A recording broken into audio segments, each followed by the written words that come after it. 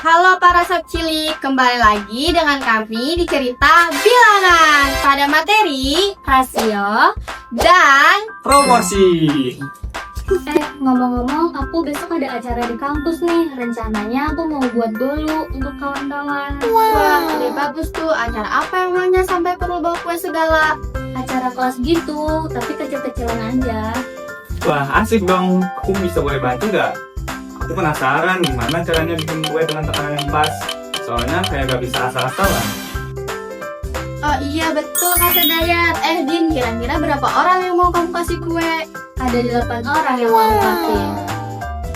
Kebetulan banget. Ayo kita cari dulu catatan resepnya di dapur, biar jelas takarannya. Karena yang dicatatkan cuma buat beberapa orang aja. Ayo, aku juga mau lihat. Nah, ini dia resep kue warisan dari nenek aku. Coba lihat, di sini cuma tertulis untuk 4 orang aja. Bahannya apa aja? Nah, untuk 4 orang itu bahannya ada tepung terigu 200 gram, gula 100 gram, telur 2 butir, sama mentega 500 gram teman-teman. Nah, kalau segitu kan pasnya cuma buat 4 orang, sedangkan Dinda butuhnya buat 8 orang. Iya nih, tadinya aku mikir gampang aja, kayak tinggal ditambah 300 gram gitu, biar banyak. Nah, itu dia kesalahan yang sering banget orang lakukan. Jangan asal menambah bahan ya, apalagi yang ditambah cuma tepung doang. Emangnya kenapa cuma tepungnya aja yang ditambah? Karena nanti perbandingan antar bahannya jadi berubah. Apalagi kalau yang ditambah tepung doang, yang lainnya tidak. Nanti rasanya bisa jadi kurang manis, keras, atau kuenya jadi nggak mengembang. Oh, jadi semuanya harus diubah dengan seimbang ya? Betul sekali. Nah, di sini kita akan pakai konsep matematika yang namanya rasio dan proporsi, teman-teman. Nah, jadi gini, resep aslinya kan cuma 4 orang, sedangkan kita mau buat 8 orang. Coba kita bandingkan dulu, 8 dibagi 4 hasilnya berapa ya? 8 dibagi 4 sama dengan 2.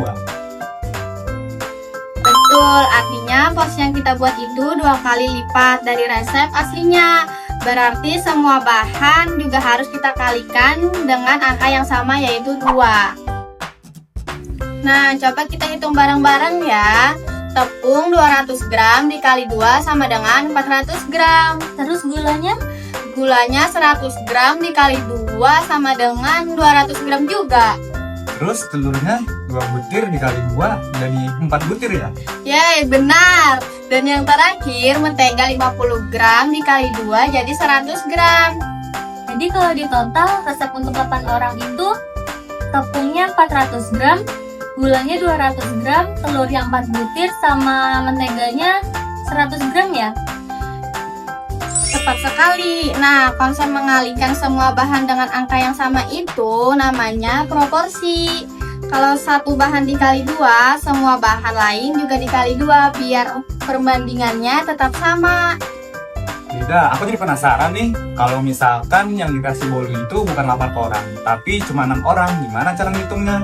Soalnya 6 kan nggak bisa dibagi ke 4 dengan hasil bulan. Wah, pertanyaan bagus itu ya. Nah, proporsinya itu nggak harus kelipatan bulat ya. Caranya tetap sama, kita bagi dulu jumlah orang yang mau kita kasih sama jumlah orang di resep asli. Nah, 6 dibagi 4 itu hasilnya kan 1,5. Nah, angka yang 1,5 itu yang disebut faktor pengalih atau faktor skala, teman-teman. Berarti semua bahan dikali 1,5 juga ya? Nah, betul. Coba kita hitung. Tepung 200 gram dikali 1,5 hasilnya 300 gram. Gula 100 gram dikali 1,5 hasilnya jadi 150 gram. Terus telurnya gimana? Masa telur bisa setengah-setengah? Nah, itu makanya di dunia nyata kita sering membulatkan. Hasilnya 2 butir. 2 butir dikali 1,5 itu hasilnya 3 butir. Jadinya pas kok, nggak ada pecahannya.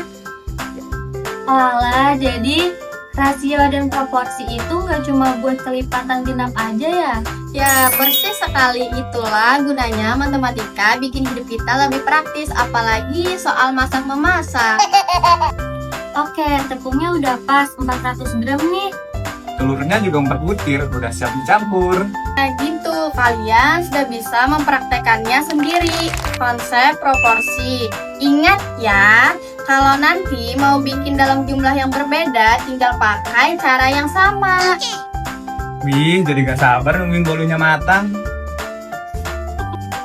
Jadi, kalau jumlah orang yang mau kita kasih makan bertambah atau berkurang, semua resep harus diubah dengan perbandingan yang sama agar rasanya tetap enak dan pas. Iya, benar sekali. Sekarang aku paham.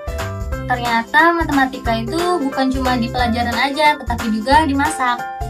Betul sekali, konsep rasio dan proporsi itu membantu kita menghitung takaran bahan dengan tepat. Jadi nggak ada lagi kejadian bikin kue gagal. Nah, gimana tuh teman? Sudah paham kan cara menghitung takaran resep pakai rasio dan proporsi? Yuk, coba di rumah kalian masing-masing ya. Sampai jumpa di video pembelajaran kami berikutnya.